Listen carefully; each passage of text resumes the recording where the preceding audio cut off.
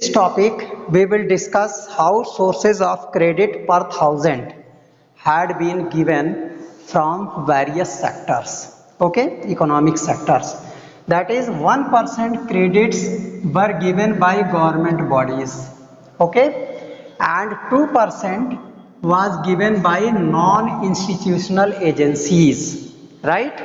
And here 1% at that time money was given by landlords, that is loan was given by landlords, and 5% other agencies, and remaining portion, that is 33%, credits were distributed by money lenders, okay. These money lenders, they had distributed 33% credit till 2012 or before that, and 25% credits were distributed by cooperative society or banks at that time, clear?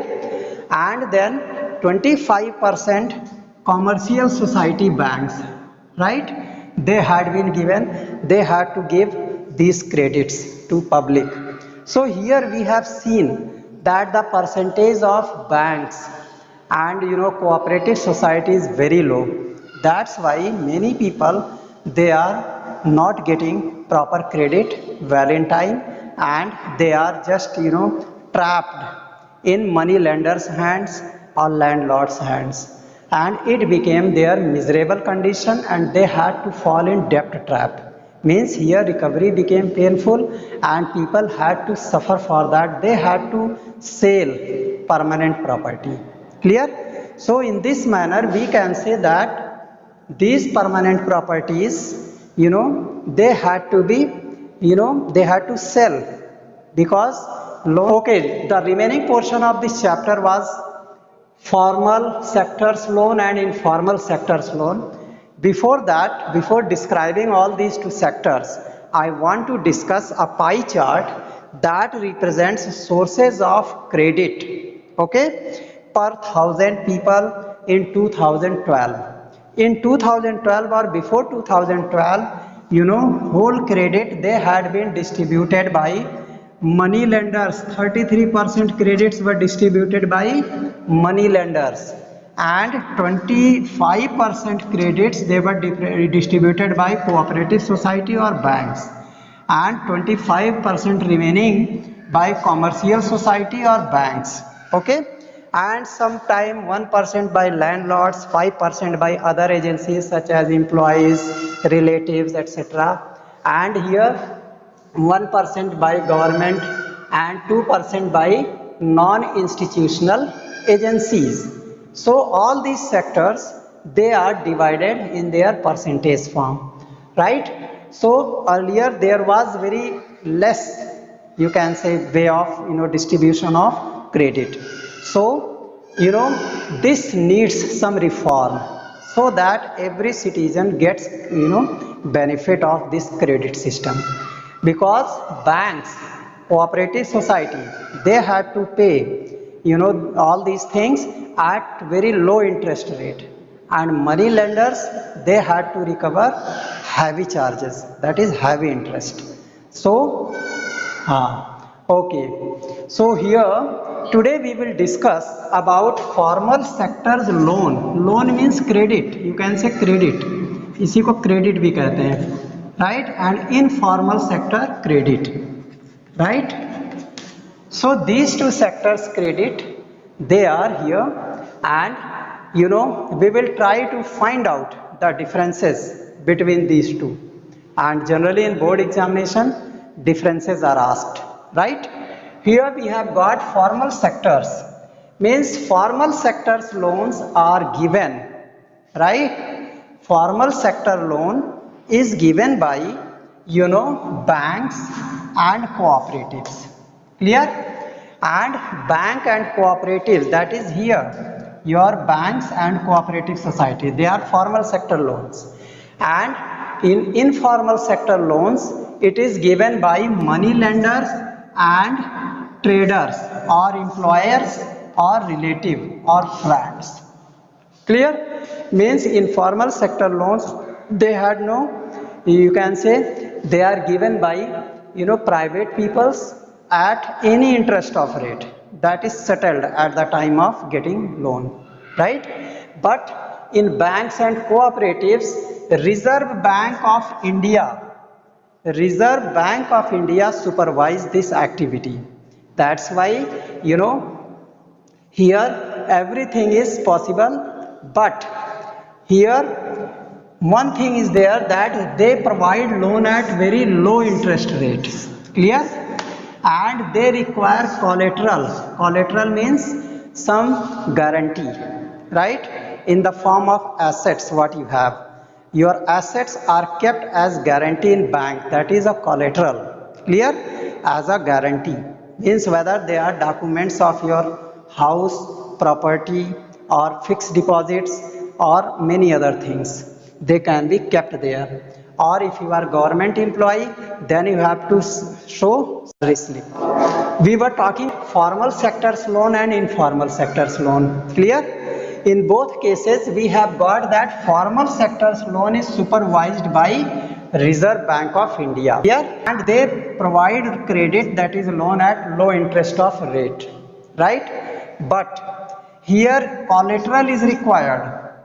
We require collateral, means you have to pay some guarantee to the bank, and there is complex documentation, means many types of forms have to be deposited in banks. Here you can say sometime you have to deposit affidavit, you have to deposit your bank property, your salary slip if you are government employee, right? And if you are private sector holder, then you have to show documents of your permanent property. So all these things are required here. That's why complex documentation is there. And in this manner, on the other hand, informal sector's loans are given by money lenders, traders, employers, relatives, friends, right? That's why there is no requirement of documentation. Clear? They have, and there is documentation is not very complex, but they have to pay the rate of interest at very high rate of interest is paid here, and that's why informal sectors of loan, in this sector people generally falls in debt trap. It causes debt trap. Why?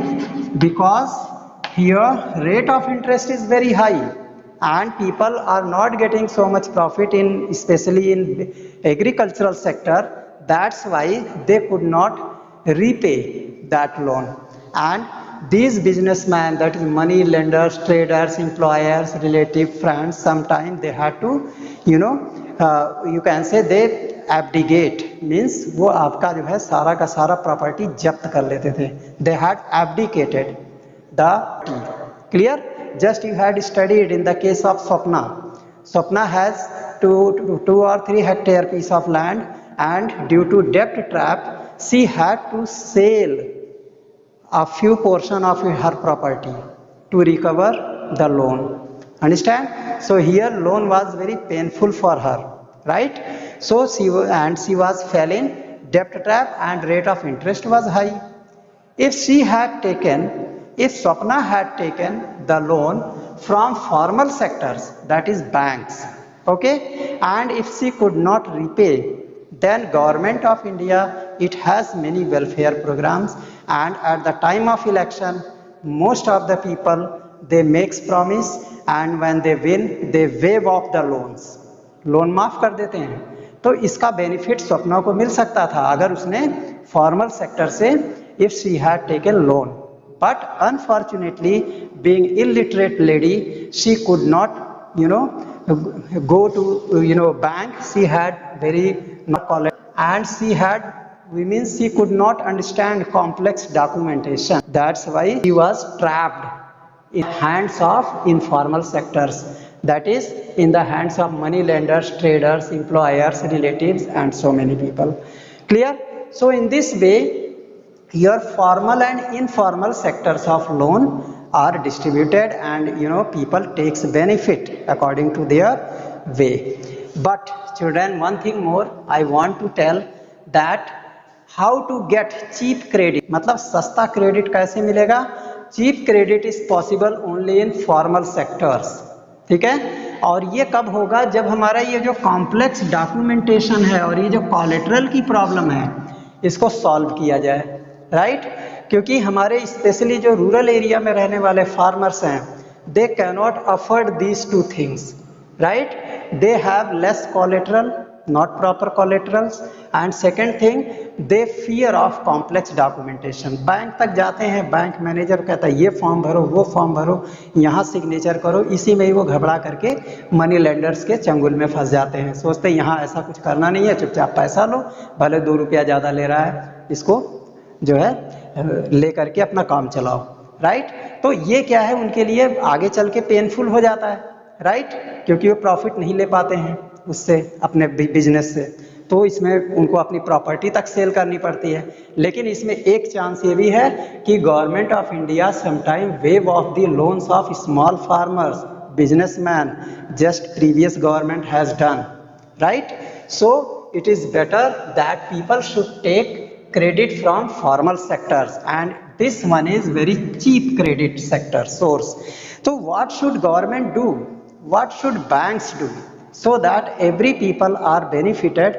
For that, government have to open various types of banks in rural area, such as Grameen Bank. They are opened in rural area and they are providing cheap credit. And some bank employees, they should move towards rural area, outskirt area, and remain in contact of people, so that their fear of complex documentation and collateral is removed, and they should be attended.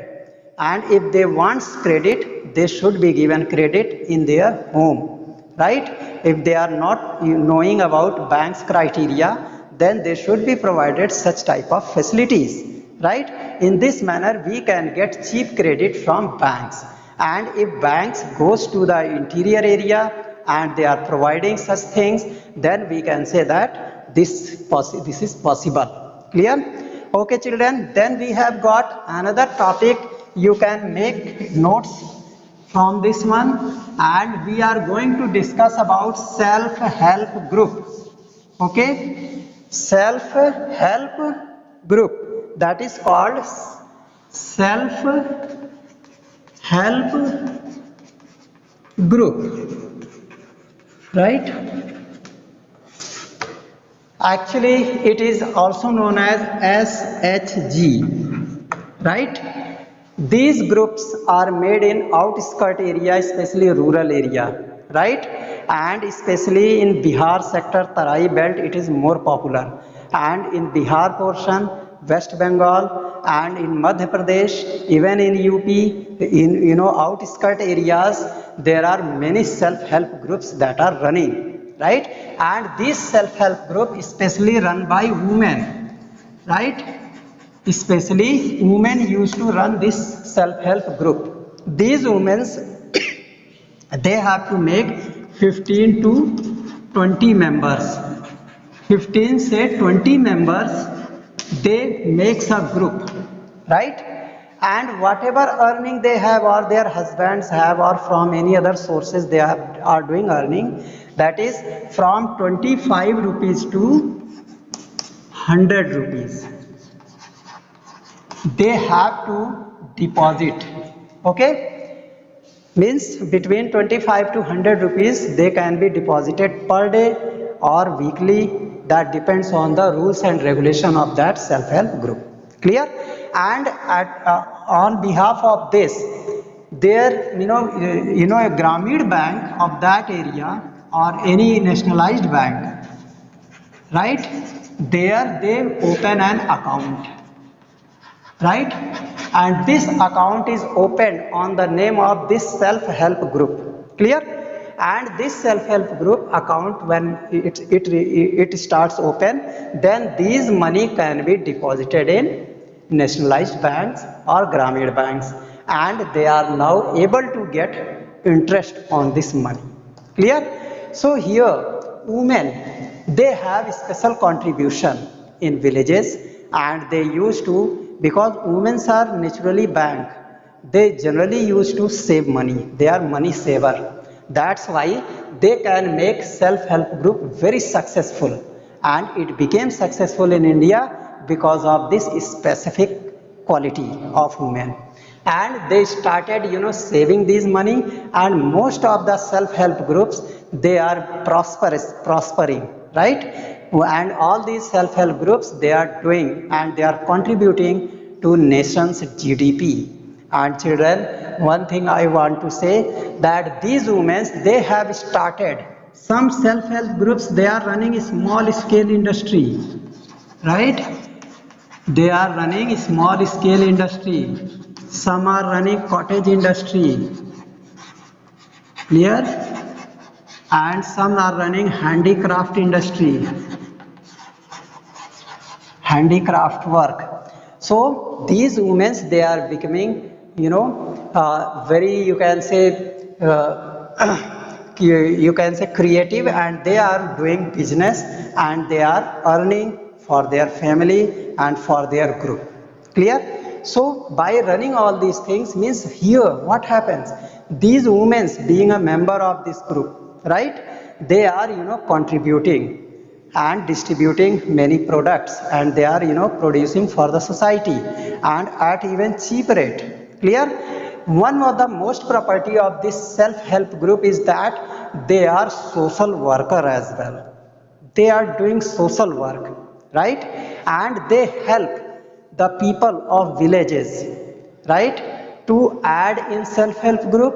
Secondly, their problems, whatever family problems are there, they solve these problems in a group, right? Whether it is financial problem, social problem, or any other cultural problem, right? They have to contribute. These women, they used to assemble at a place in a village, and they try to discuss such issues. These issues are discussed, and they have got, after discussion and consultation, they bring some result. I means these people, they have not to go to judiciary, that is, their problems are solved in villages with the help of self-help groups, clear?